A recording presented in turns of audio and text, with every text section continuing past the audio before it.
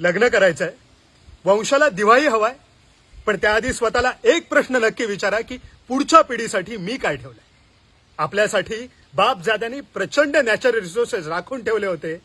घरात पैसा नव्हता, पण समृद्धी होती. पोटभर नॅचरल फूड खाता येईल इतकी शेती दिली, शुद्ध निर्मळ पाण्याचे स्रोत दिले, देवरायांसारखी घनदाट जंगलं, निसर्गात जगण्याची एन्व्हायरमेंटल फ्रेंडली रुरल टेक्नॉलॉजी दिली, माती दगडांची नैसर्गिक घरं जी मेंटेन करण्यासाठी लागणारी लाकडे देणारी झाडेही राखून ठेवली. मागच्या पिढीने आपल्याला सिम्प्लिसिटीमध्ये लक्झरी अनुभवायला दिली, ज्यामुळे आपण कमी पैशातही सर्व्हाइव्ह करू शकतो. पण पैशासाठी आपण आज जल, जंगल आणि जमीन विकायला काढली. खतं मारून शेत जमिनी नापीक करून टाकल्या, बोरिंग मारून ग्राउंड वॉटर संपवलं, समुद्रातला मासा संपवला, जंगलातले प्राणी संपवले, जुनी घरं आणि मंदिरं पाडून टाकली.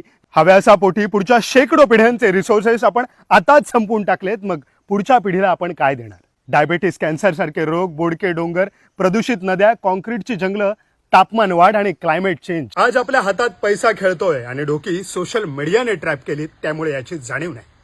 पण येत्या काही वर्षात नॅचरल रिसोर्सेस कमी होऊन हेच साधं जीवन महागड्या किमतीत विकत घ्यायला लागेल ना, तेव्हा पैसा खायलाही पुरणार नाही आणि त्याशिवाय जगता येणार नाही. थोडे स्लो होऊया, साधेपणातलं सुख ओळखूया, गाव जपूया, नाहीतर येणारी पिढी आपल्याला कधीच माफ करणार नाही.